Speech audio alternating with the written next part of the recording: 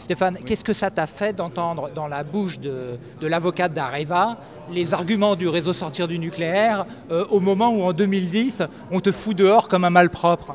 Effectivement, Areva a essayé d'utiliser toutes les ficelles pour essayer de décrédibiliser les documents, les accusations portées contre elle par le travail que nous avons accompli.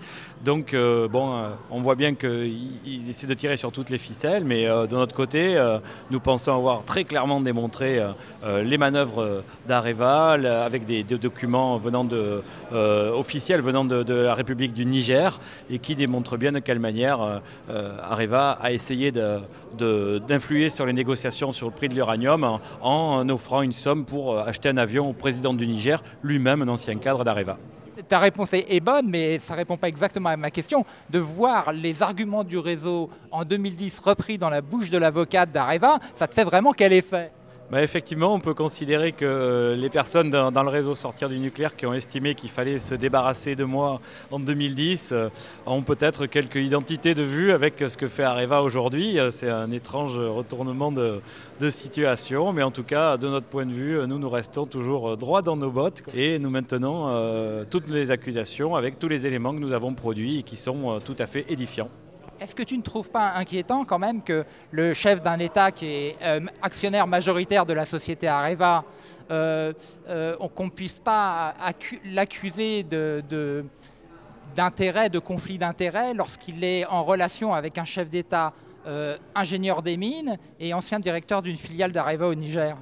Oui, effectivement, comme je le mets sur le site internet de l'Observatoire du nucléaire, avec une jolie photo où on voit messieurs Hollande et Areva en discussion, eh bien, on peut dire que c'est monsieur Hollande, chef d'Areva, puisque Areva appartient à l'État, qui tend la main et offre un avion à monsieur Issoufou, ex-Areva, puisqu'il était cadre d'Areva pendant très longtemps, avant d'être subitement président du Niger. Et les mauvaises langues dont je fais partie estiment que la France et Areva ont choisi le président du Niger.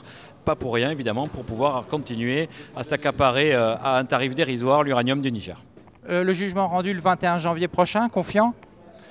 Je ne peux pas dire que je suis très confiant parce que même si les éléments que nous avons produits sont totalement édifiants, pertinents et implacables, nous avons face à nous une justice qui se rend en fonction des lois qui ont été votées par les représentants de la nation, les députés. Et ces lois, malheureusement, ne sont pas faites pour protéger les citoyens, mais au contraire, généralement pour protéger les intérêts des grandes multinationales. Continuons la mobilisation alors. Le combat continue et on va lancer un petit scoop puisque dans 2 jours, j'ai rendez-vous à la gendarmerie à côté de chez moi pour une plainte en diffamation lancée contre moi par Bolloré pour ses voitures électriques et nucléaires. Eh bien, je te remercie Stéphane et bonne journée, bonne fin de journée. Merci.